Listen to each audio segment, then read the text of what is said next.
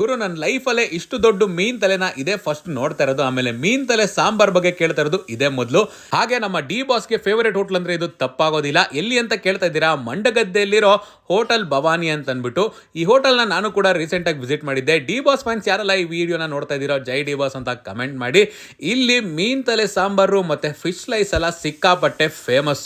First ಒಂದು fish slice ನ order ಮಾಡಿದ್ವಿ. ಇವ್ರದೇ ಇನ್ ಹೌಸ್ ಮಸಾಲಾನ ಬಳದು ಪರ್ಫೆಕ್ಟ್ ಆಗಿ ರೋಸ್ಟ್ ಮಾಡ್ಬಿಟ್ಟು ಸರ್ವ್ ಮಾಡ್ತಾರೆ. ಆ ಫಿಶ್ ಸ್ಲೈಸ್ ನ ತಿಂತಾ ಇದ್ರೆ ಟೇಸ್ಟ್ ಅಂತೂ ನೆಕ್ಸ್ಟ್ ಲೆವೆಲ್ ಸ್ಪೈಸಿಯಾಗಿ ಸಕ್ಕದಾಗಿತ್ತು ಅಂತಾನೆ ಹೇಳ್ಬೋದು. ಇನ್ನು ಡಿ ಬಾಸ್ ಅವರು ಎಲ್ಲಿ ಕುತ್ಕೊಂಡು ತಿಂತಾ ಇದ್ರು, ನಾವು ಕೂಡ ಅದೇ ರೂಮ್ ನಂಬರ್ 6 ಅಲ್ಲಿ ಕುತ್ಕೊಂಡು ಇವತ್ತು ಊಟನ ಸವಿತಾ ಇದೀವಿ. ಆಮೇಲೆ ಅಕ್ಕಿ ರೊಟ್ಟಿ, ಮೀನ್ ಸಾಂಬಾರು, ಮೀನ್ ತಲೆ ಸಾಂಬಾರು ಎಲ್ಲ ತರ್ಸ್ಕೊಂಡಿದ್ವಿ. ಮೊದಲಿಗೆ ಫಿಶ್ ಸಾಂಬಾರ್ ಅಂತೂ ಟೇಸ್ಟ್ ಮಾಡಿದ್ವಿ. ಹುಳಿಯಾಗಿ ತಿನ್ನೋದಕ್ಕೆ ಸಕ್ಕತ್ತಾಗಿತ್ತು. ನಮ್ ಗುಂಡ ಅವರು ಮೀನ್ ತಲೆನ ತಿಂದು ಸಕ್ಕತ್ತಾಗಿದೆ ಅಂತಂದ್ರು.